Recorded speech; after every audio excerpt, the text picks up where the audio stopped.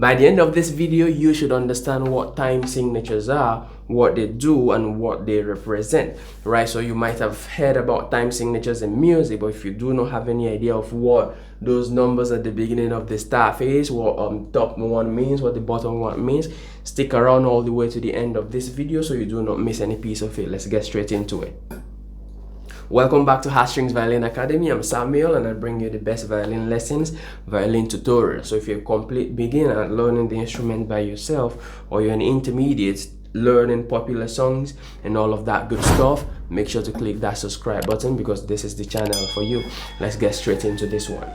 Right, so in the previous two videos we did in this series, we talked about staff, 5 lines and 4 spaces and all that good stuff. We also talked about our notes on the violin and how they are on the staff. So if you've not seen those videos, I'm going to link them in the description, part 1 and part 2. So I want you to go watch it in that series if you're a complete beginner learning how to read music. With this series, you should be able to read simple music, right? But if you've been following up so far, or if you just want to learn about time signature, let's get straight into it. At some point, I'll do a little bit of a summary of a few things we learned in the other video as well.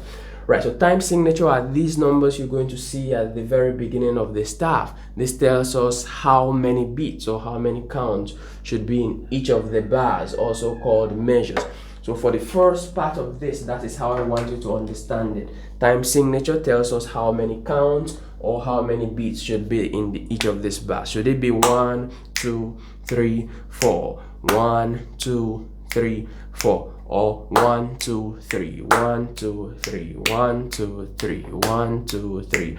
You realize it's a different feel, or 1 lally, 2 lally, 1 lally, 2 lally, 1 lally, 2 lally. So each time signature has a different feel that is gonna create for the piece. Or is it 1, 2, 1, 2, 1, 2, 1, 2. Good. So think of it this way. The top number of the time signature, let's say we have 4, 4. I know they look like fraction now, but they are not fractions. They look like fraction because of the line of the staff. So we have 4, 4. 4, 4 means 4 quarter note beats in a bar. I'm going to explain what quarter note beats in a bar mean. But for now, think of the top number as the number of beats or number of counts in a bar. Having said that, if we have 3, 4, what do you think that would be? 3 beats in a bar. If we have 2, 4, that will be 2 beats in a bar, and so on. So think of the top number first, and then we're going to get a little bit more into explaining the bottom one. Right, so to understand the bottom numbers, we're going to refer back to the name of the note that we learned before. Right, so quarter note, that's a 1 count note. Half note, that's a 2 count note. 8th note, that's your half count note, and 16th note, and so on. But for now, keep this 3 in mind. This is half note,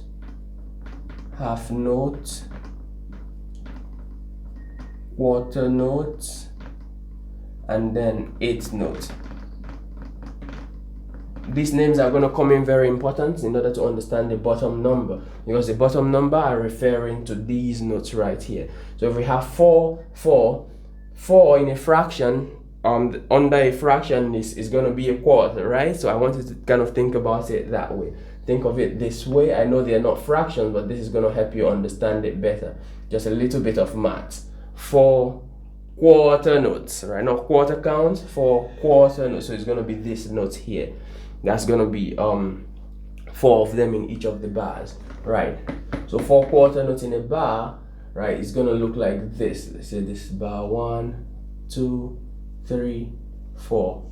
These are 4 quarter notes in this bar.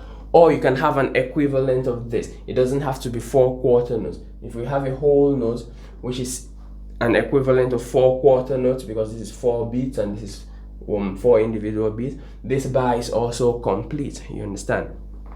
Right. So 4 quarter note beats in a bar. That's what 4, 4 means. If we had 8 under here, from what we've explained so far, from what we're doing here, that's 8 notes right on that, right?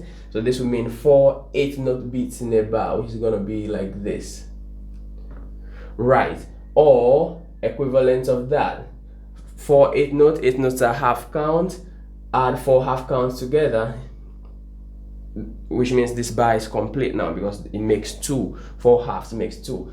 What if we had just a quarter note in this bar? Is this bar complete for a 4/8 time signature? No, because this is 1 count. It's a quarter note and we need 4 8 notes, right? So how many 8 notes are in here? 2 8 notes, 2 half, right? That's the 8 notes.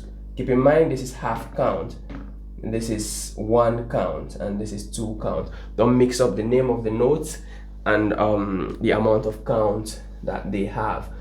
Good, right? So that's how the bottom number goes. The bottom number tells us the type of note that gets the count, or sometimes we say the unit of the beat, right? So for example, if we have, let's say 4 2, right? In that case we have half notes at the bottom, right? So half note, that's the one with right, 4 2. 2 is half, right? Think of it as 4 times, from what we did with the other one, 4 times 1 over 2, 4 half notes. So that means you're going to have in each of these bars 4 of this, 1 2 3 4, or its equivalent, right? So it could be 2 of this because that equals to this as well, you understand? Or you could divide them, put them as quarter notes, just to make sure that the bar is complete. So first thing, from what we've learned so far, first thing, the top number is number of beat, and then the bottom number is type of beat, right? Or type of count. If you use this, you're never going to miss it, right? So if we have 4 using this, if we have 4 4, that means 4 quarter note beats in each of the bars, right? Which is going to be something like this, 4 quarter notes, or an equivalent of that could be just one of this, or it could be 2 half notes. Anything that adds up to be 4 beats is going to be a 4 4. Good. If we have 4 8, that's 4 of this, right? Keep in mind we could have 3 of these things too. We could have 3 4 and so on. So using this knowledge, let's try some exercises here. We're going to complete some of the following bars. Let's do it. Right, so here on the board we have some example of time signatures, and the bars are quite empty right now, so we're going to fill them out together with me, right? So from what we've explained so far, 3 4 would mean what? 3 quarter note beats in each of the bars. Very good. So let's say we have in this bar, we have, that's a half note, which is how many beats now? That's 2 beats. Is this bar complete? No, it's not complete. We need 3 beats in this bar, right? Is this bar complete now? Yes, that bar is complete. Let's try another one.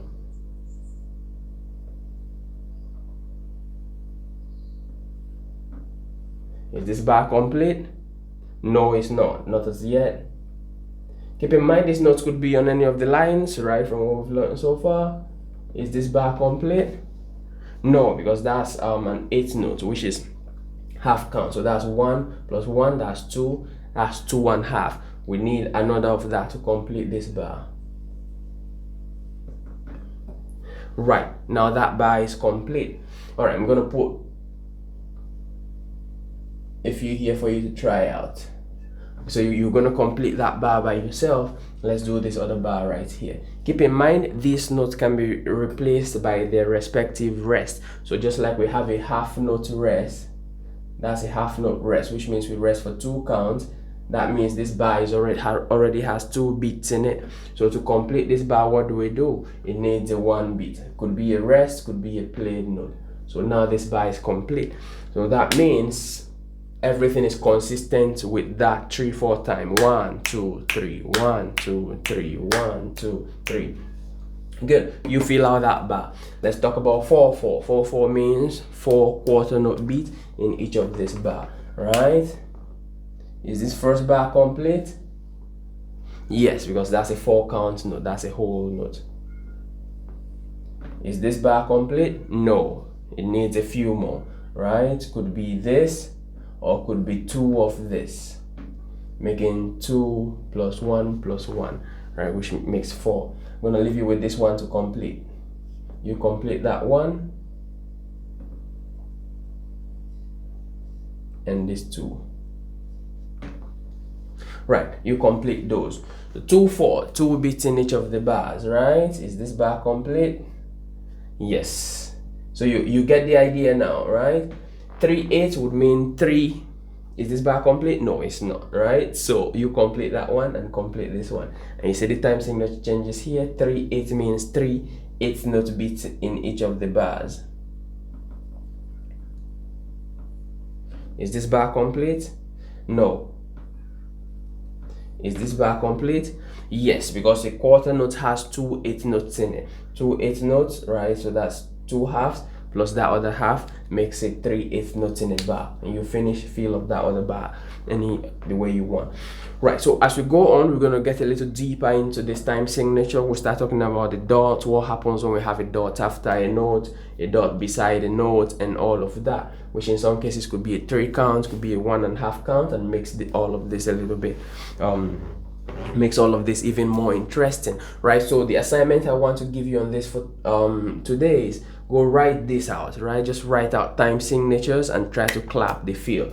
For example, 3 4 1 2 3 1 2 3 4 4 1 2 3 4 1 2 3 4 2 4 1 2 1 2 1 2 1 2. You're gonna realize for each of these time signatures there's a strong beat and there's a weaker beat, which we're gonna talk about in the next class. I think this is enough for introduction to time signature. If you've not subscribed, this is the opportunity to do that, because this series is very important to be able to read music, right? So if you're new on this channel, click that subscribe button. If you like what you see, give this video a thumbs up. It helps YouTube know that there are actually people out there that would like videos like this, and it motivates me to keep making videos like this, because there's somebody that's going to benefit from it. Right, if you're looking for that step-by-step guide to master the instrument, I've made a course that that compiles every step of the way from complete beginner to where you can play competently. These are great, these exercises are good, right? But these are just 1 or 2 chapters from the course. It doesn't really have that, okay, what's the next step, what exercises should you do, where should you do, which other song should you play next, and all of that in that compilation. So if you're looking for that, I'm gonna drop a link for you in the description and you could check that out. Go do the work, click that subscribe button, and I'll see you in the next video.